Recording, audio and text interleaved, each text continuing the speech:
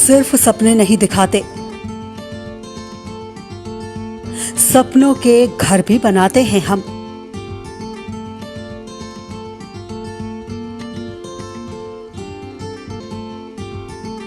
इरादे हो उड़ने के तो हौसलों को पंख लगाते हैं हम।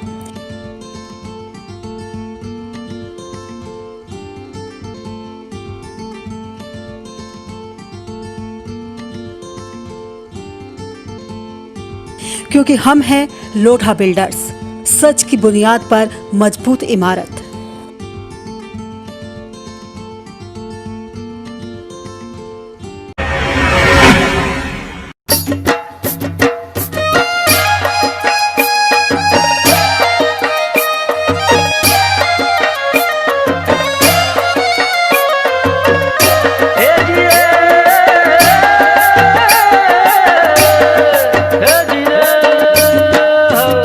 Live 24 की तरफ से आप सभी देशवासियों को शारदीय नवरात्रि की ढेर सारी शुभकामनाएं। नमस्कार, स्वागत है आप सभी का इंडिया लाइव 24 में। आपके साथ मैं हूं राखी खंडूरी। हाजिर हूं तमाम खबरों के साथ, तो चलिए करते हैं खबरों की शुरुआत। रोडवेज कर्मचारी संयुक्त परिषद उत्तराखंड के आह्वान पर आज पूरे उत्तराखंड में रोडवेज कर्मचारी अपनी 13 सूत्रीय मांगों को लेकर आंदोलन पर रहे। इस दौरान काशीपुर डिपो में रोडवेज कर्मचारियों ने नारेबाजी करते हुए धरना प्रदर्शन किया। दीपावली से पहले रोडवेज कर्मचारियों को 2 महीने का वेतन दिए जाने समेत 13 सूत्रीय मांगों को लेकर रोडवेज कर्मचारी हड़ताल पर रहे। इस दौरान आंदोलन कर्मचारियों ने चेतावनी भरे शब्दों में कहा कि अगर 27 अक्टूबर तक उनकी मांगें नहीं मानी गई तो 28 तारीख को संगठन देहरादून स्थित मुख्यालय में अनिश्चितकालीन धरने के लिए बाध्य होगा। इंडिया लाइव 24 के लिए काशीपुर से जुगनू खान की रिपोर्ट। सरकार का अंग है और परिवहन निगम ने जैसे जैसे सरकार को आवश्यकता पड़ी उस प्रकार से परिवहन निगम ने अपनी बसें दी। परिवहन निगम ने कभी अपने हाथों से बसें बंद नहीं की। हम 22 मार्च के लॉकडाउन के बाद 23 मार्च से ही हमारी बसें शुरू हो गई थी। राजस्थान हमने भेजी, अजमेर हमने भेजी, मध्य प्रदेश हमने भेजी, पंजाब हमने भेजी। जहाँ जहाँ बसों की आवश्यकता पड़ी, चाहे लाने के लिए हों चाहे पहुँचाने के लिए हों, चाहे सरकार को करना चाहिए कोविड के मरीजों को सहारने के लिए हों, उत्तराखंड परिवहन निगम ने जब बसों की आवश्यकता पड़ी तब बसें दी, अपना डीजल खर्च किया।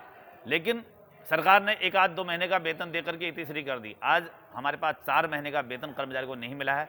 कर्मचारी के परिवार भुखमरी के कगार पर आ गए हैं। हम सरकार से लगातार प्रयास करते रहे, लेकिन सरकार द्वारा और निगम प्रबंधन द्वारा नहीं सुने जाने के कारण मजबूर होकर के नोटिस देना पड़ा।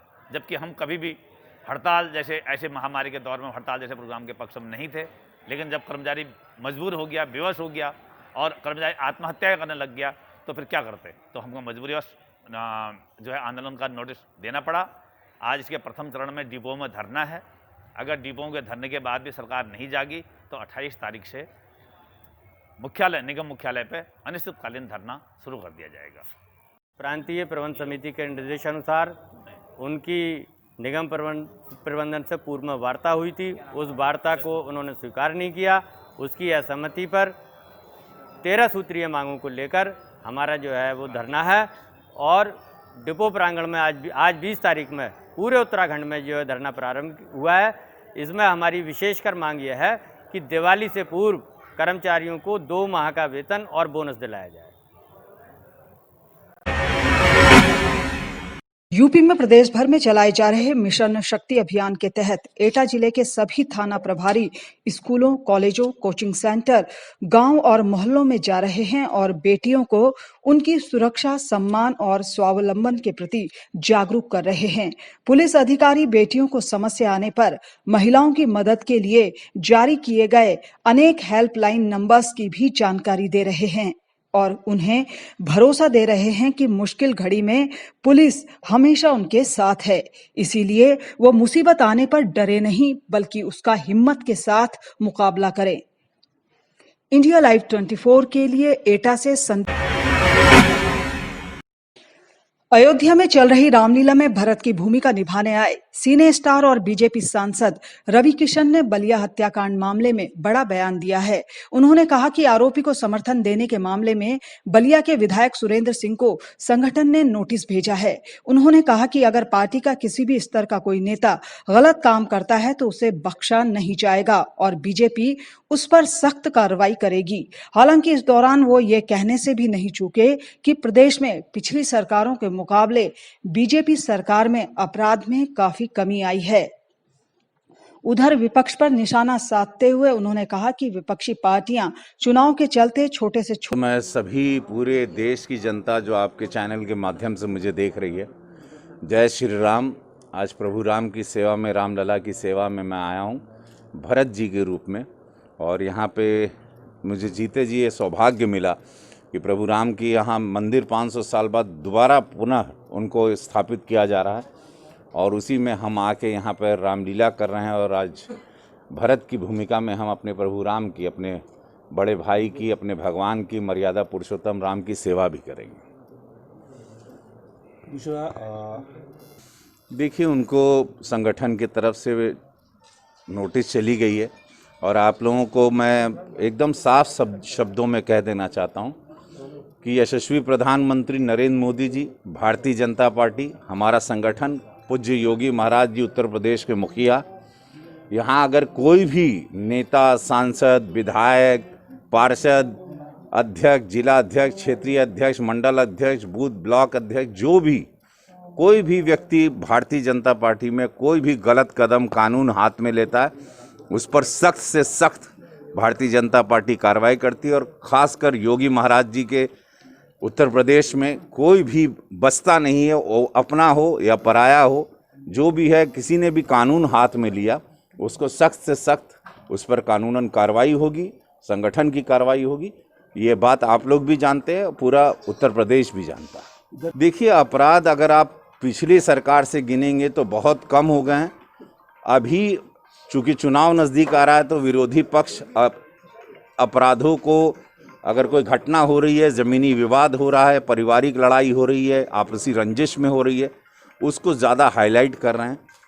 विवाद, झगड़ा, ज़मीनी जायदाद के, जब से कोरोना में हम देख रहे हैं कि ज़मीनी विवाद आजकल ज़्यादा हो रहे हैं, रंजिशें निकल रही हैं, पुरानी दुश्मनी निकल रही है, उसको भी एक बड़ा हवा देके एक उसको राजनीतिकरण कर रहे हैं। तो उसकी वजह से ये माहौल आपको ऐसा लग रहा है। लेकिन आप जैसे देख रहे हैं कि नारी शक्ति मिशन, अभी आप ये देख रहे हैं कि परसों महाराज जी ने लॉन्च किया बेटियों के लिए। हर तरीके से हम लोग कोई कोताही नहीं करेंगे। पूज्य महाराज जी का स्ट्रिक्ट आदेश है कि कहीं पर भी कानून का उल्लंघन जो भी करेगा उसको बख्शा नहीं जाएगा, वो चाहे राजा हो या रंक हो, कोई भी हो, सफाया हो जाएगा।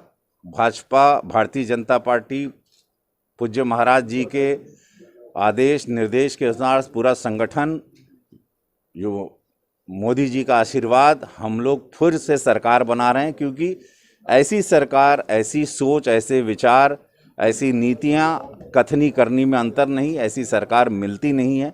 और मैं पूरा घूमता हूं, भ्रमण करता हूं, हमारे फैंस चारों तरफ हैं, हमको हर जगह से खबर आती है, वो जौनपुर हो कि वो बलिया हो कि वो लखनऊ हो कि गोरखपुर हो, हमको हर जगह से संदेशा आता है।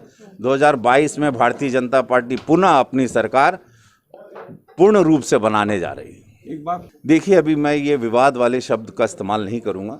ये पहले राम मंदिर हमारा बन जाए, क्योंकि 125 करोड़ लोगों की आस्था थी। भगवान राम सबके हैं, ये सब लोग जानते थे। हर बिरादरी चाहती थी कि भगवान राम का मंदिर बने। अभी पूरा निर्माण पर ध्यान है, अयोध्या रामलीला पर ध्यान है। बाकी की बातों को मैं एक सांसद के रूप में, गोरखपुर का सांसद होकर, कोई ऐसे शब्द बोल के किसी चीज़ को हवा नहीं देना चाहता। थाना क्षेत्र के गांव गंधर्वपुरी की एक ज्वेलरी शॉप से चोर करीब 20 किलो चांदी और 100 ग्राम सोने के जेवर उड़ाकर ले गए। रमेश सोनी की ज्वेलरी शॉप से चोरी हुए इन जेवरों की कीमत 25 लाख रुपए बताई जा रही है। कुछ अज्ञात चोरों ने रात के वक्त दुकान का ताला तोड़कर चोरी की वारदात को अंजाम दिया। फिलहाल पुलिस चोरों की तलाश में जुट गई है। इंडिया लाइव 24 के लिए सोनकच्छ। कैथल में फागुन मेले में एमआरपी से अधिक मूल्य की दवाइयां खरीदने के मामले में जिला आयुर्वेदिक अधिकारी डॉक्टर पूनम वालिया सहित अन्य 2 कर्मचारियों पर चार्जशीट की गई है। दरअसल आपको बता दें कि फरल गांव के ऐतिहासिक तीर्थ पर साल 2018 में लगे राष्ट्रीय स्तर मेले में आए श्रद्धालुओं के लिए आयुष विभाग कैथल द्वारा 1.5 लाख की दवाइयां अंबाला और कैथल की फर्मों से खरीदी गई थी। मेले के आयोजन के बाद आरटीआई कार्यकर्ता जयपाल रसुलपुर ने इसकी जानकारी मांगी थी, जिसमें पाया गया था कि ये बिल ज्यादा था। जयपाल रसूलपुर ने बताया कि उस वक्त जब सीएम विंडो में इसकी शिकायत की गई तो जांच में ये सभी आरोप सही पाए गए थे, जिसके बाद 18 सितंबर 2019 में दोषी अधिकारियों के खिलाफ विभागीय अनुशासनिक कार्यवाही करने के लिए आयुष महानिदेशक हरियाणा ने लिखा था। लेकिन 1 साल तक आयुष निदेशालय ने दोषी अधिकारियों के खिलाफ कोई कार्यवाही नहीं की, जिसके बाद उसने इसकी शिकायत लोकायुक्त हरियाणा को की और लोकायुक्त का नोटिस आने के बाद अब आयुष महानिदेशक ने रिटायर्ड जिला आयुर्वेदिक अधिकारी डॉक्टर पूनम वालिया और उनके कार्यालय के 2 अन्य कर्मचारियों को भी अपने कर्तव्यों में कोताही और लापरवाही बरतने के आरोप में हरियाणा सिविल सेवाएं नियमावली की धारा 8 के तहत चार्जशीट किया है। इंडिया लाइव 24 के लिए कैथल से बबल कुमार की रिपोर्ट। जिला प्रशासन के मार्फत आयुष विभाग से 2018 में आयोजित फल्गु मेले के बारे में जानकारी मांगी थी, जिसमें उन्होंने आयुष विभाग ने दवाइयां खरीदी गई थी, जिनकी आरटीआई आने के बाद मैंने उसका अवलोकन किया, देखा, जिसमें मैंने पाया कि जो 106 रुपये की M2 टोन सिर्फ दवाई है वो 136 रुपये में खरीदी गई थी, जिसकी मैंने उसके बाद सीएम विंडो में शिकायत की। सीएम विंडो में शिकायत करने के बाद जिसकी जांच डॉक्टर प्रियंका सोनी, उस समय तत्काल उपायुक्त महोदय कैथल थी, उन्होंने इसकी जांच की, जिसकी जांच में मेरे द्वारा लगाए गए आरोप सही पाए गए और डॉक्टर प्रियंका सोनी ने, जो कैथल की डीसी थी, उन्होंने इस जांच में उनको दोषी मानते हुए इसकी जो सिफारिश इनके विभाग को की कि जो डॉक्टर हैं इन्होंने ऐसे ऐसे लापरवाही बरते के खिलाफ विभागीय अनुशासनिक कार्रवाई अमल में लाई जाए। उसके बाद 1 साल तक भी आयुष निदेशालय पंचकुला द्वारा दोषी डॉक्टरों के खिलाफ कोई कार्रवाई नहीं की गई। फिर उसके बाद मैंने इस संदर्भ में एक केस लोकायुक्त महोदय की कोर्ट में डाला, तो लोकायुक्त महोदय द्वारा इस केस के संदर्भ में जब उनको नोटिस किया गया तो उन्होंने 1 साल बाद अफरा तफरी में आज उनको चार्जशीट किया गया है अंडर 8 रूल में। करनाल में रामदेव इंटरनेशनल राइस मिल के मालिक नरेश कुमार को 7 दिन की पुलिस रिमांड के बाद शुक्रवार को कोर्ट में पेश किया गया, जहां से पुलिस ने आरोपी नरेश कुमार को दोबारा से 1 दिन की पुलिस रिमांड पर लिया है। पुलिस का कहना है कि वो आरोपी नरेश कुमार की प्रॉपर्टी चेक कर रही है और उसका वेरिफिकेशन किया जा रहा है। अभी तक नरेश कुमार की सभी प्रॉपर्टी सीज की हुई है। इसके साथ ही नरेश कुमार के भाई को भी गिरफ्तार करने की तैयारी शुरू कर दी गई है। आपको बता दें कि रामदेव इंटरनेशनल राइस मिल के मालिक नरेश कुमार पर 600 करोड़ रुपए की धोखाधड़ी करने का आरोप है। इनमें 414 करोड़ रुपए 6 बैंकों के हैं और बाकी के करीब 200 करोड़ रुपए हरियाणा और यूपी के व्यापारियों के हैं। आरोपी चावल के निर्यात का कार्य करता है। 9 अक्टूबर को आरोपी नरेश ने करनाल कोर्ट में सरेंडर किया था। उसी दिन से करनाल पुलिस की आर्थिक अपराध शाखा पुलिस ने आरोपी को 7 दिन की पुलिस रिमांड पर लिया हुआ है। इंडिया लाइव 24 के लिए करनाल से ब्यूरो रिपोर्ट। वर्ष 2016 में जिला पुलिस में एक एफआईआर दर्ज की गई थी, जिसमें डीएफएससी के द्वारा आरोप लगाया गया था कि रामदेव इंटरनेशनल मिल्स के नाम से एक पेडी सप्लाई किया गया था, लेकिन वापस में सीएमआर वापस सप्लाई नहीं किया गया। इस प्रकार सरकार के राजस्व को 5 करोड़ 9 लाख रुपये की हानि पहुंचाई गई है। उस मामले की जांच की जा रही थी। हाल ही में आरोपी नरेश ने सरेंडर किया था, उसको गिरफ्तार किया गया। 7 दिन के पहले पुलिस रिमांड पे लिया था और साथ ही 1 दिन का पुलिस रिमांड कल बढ़ाया गया था। जांच के दौरान और उससे पूछताछ के दौरान अहम जानकारी हमें हासिल हुई है और इस मामले की जांच अभी जारी है। कोई पैसे रिकवर हुए जब प्रॉपर्टी अटैच की बात सामने आई हुई है? कुछ 600 करोड़ का कुछ का स्कैम है। देखिए, कुछ अन्य मामले भी उसके खिलाफ दर्ज हैं और अदर अथॉरिटीज़ में भी मामले चल रहे हैं, जिन्होंने उनकी कुछ प्रॉपर्टी सीज भी कर रखी है। इस संबंध में भी हमने दस्तावेज जो का संकलन किया है और साथ में ही हम ये कोशिश कर रहे हैं कि जो भी सरकार के राजस्व को हानि हुई है उसके संबंध में रिकवरीज की जा सके। हरियाणा की महिला एवं बाल विकास राज्य मंत्री कमलेश ढांडा ने अग्रवाल वैश्य सभा ने एक स्कूल के परिसर में आयोजित सम्मान समारोह व क्रिकेट मैच कार्यक्रम में शिरकत की। इस मौके पर उन्होंने विभिन्न समाज सेवियों, क्रिकेट प्रेमियों तथा मीडिया कर्मियों को सम्मानित किया। उन्होंने कहा कि सरकार ने खिलाड़ियों के लिए अनेक योजनाएं क्रियान्वित की हैं, जिससे खेल के क्षेत्र में उत्कृष्ट प्रदर्शन करने वाले खिलाड़ियों को उनकी प्रदर्शन के आधार पर नौकरियां तथा नगद राशि इनाम में दी जा रही हैं। खिलाड़ियों को आगे बढ़ने के लिए स्टेडियमों के निर्माण के साथ साथ अन्य आधारभूत सुविधाएं भी मुहैया करवाई जा रही हैं। ग्रामीण अंचल में व्यायामशालाएं बनाई गई हैं, जहां पर ग्रामीण अंचल के बच्चे अपनी प्रतिभा को तराश कर आगे बढ़ सकते हैं। खेलों पर बोलते हुए राज्य मंत्री ने कहा कि दिन प्रतिदिन हमारे देश के खिलाड़ियां आगे बढ़ते जा रहे हैं और देश का नाम रोशन कर रहे हैं। अंतर्राष्ट्रीय स्तर पर भी पदक जीत कर आए हैं। उन्होंने खिलाड़ियों के लिए संदेश देते हुए कहा कि अगर हमारे विद्यार्थी खेल खेलेंगे तो उनके शारीरिक और मानसिक विकास तेजी से होगा। Bureau news India live 24 Haryana. देखिए, बीजेपी पार्टी एक तरफा जीतेगी, 100% जीतेगी। मैं एडवांस में सभी को बधाई देती हूँ। बड़ौदा उपचुनाव भारतीय जनता पार्टी जीतेगी। देखिए, इसमें बहुत ज़्यादा विकास में गति मिलेगी और हमारे सरकार जो दिन प्रतिदिन आगे बढ़ रही है और हमारे सभी कार्यकर्ताओं को कुछ न कुछ जिम्मेवारी देने का काम कर रही है, तो इसमें हमारी सरकार की पार्टी की गतिविधियाँ और आगे बढ़ेंगी और विकास का ज़्यादा से ज़्यादा करवाने का काम करेंगे। देखिए, आज तो मैं सबसे पहले तो भाई दिनेश चिरहिजा को जो ये महादेव चिकित्सा खोला है, इस पर मैं बहुत बहुत शुभकामनाएं और बधाई देती हूँ। और एक बहुत अच्छी सोच है जो स्वास्थ्य को लेकर इतना अच्छा ये आज जो सेंटर खोला गया है, इसमें लाइब्रेरी और एक्सरे और अल्ट्रासाउंड की मशीनें हैं, तो हमारे स्वास्थ्य को लेकर बड़ी अच्छी एक पहल है। और मैं तो ये कहूँगी हमारी सरकार भी दिन प्रतिदिन स्वास्थ्य को लेकर गंभीर है। जैसे हमारे देश के प्रधानमंत्री आदरणीय नरेंद्र मोदी जी ने आयुष्मान भारत के तहत गरीब परिवार को 5-5 लाख रुपए का देने का काम किया, तो अब तक और भी महामारी चली हुई है, तो इसको ध्यान में रखते हुए तो ये ऐसे जो ये सेंटर खोला गया, मैं इसकी बहुत बहुत बधाई देती हूँ, शुभकामनाएं देती हूँ। देखिए, खेल तो हमारे देश और प्रदेश के लिए एक अहम है। हमारे प्रदेश के खिलाड़ी, देश के खिलाड़ी दिन प्रतिदिन आगे बढ़ रहे हैं और बहुत से जैसे हमारे अच्छे अवार्ड लेकर आए हैं राष्ट्रीय स्तर पर, तो मैं गिनूंगी तो बहुत ज़्यादा समय लग जाएगा। तो आगे से आगे बहुत से ज़्यादा आगे बढ़ रहे हैं और मैं तो ये कहूँगी और भी ज़्यादा बढ़े और हमारे देश और प्रदेश का नाम रोशन करें। मैं तो यही कहूँगी कि हमारे देश के बच्चे अगर खेल खेलेंगे तो उनका मानसिक और शारीरिक रूप से बिल्कुल मजबूत होंगे और हमारा देश और प्रदेश भी मजबूत होगा।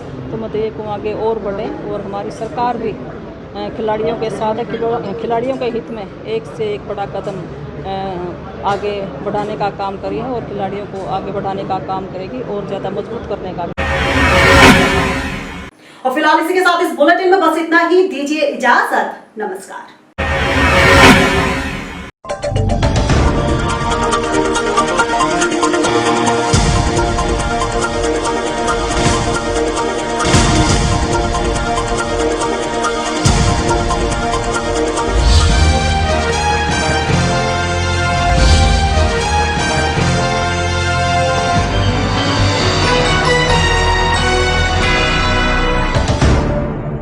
इंडिया लाइव 24 की तरफ से आप सभी देशवासियों को शारदीय नवरात्रि की ढेर सारी शुभकामनाएं।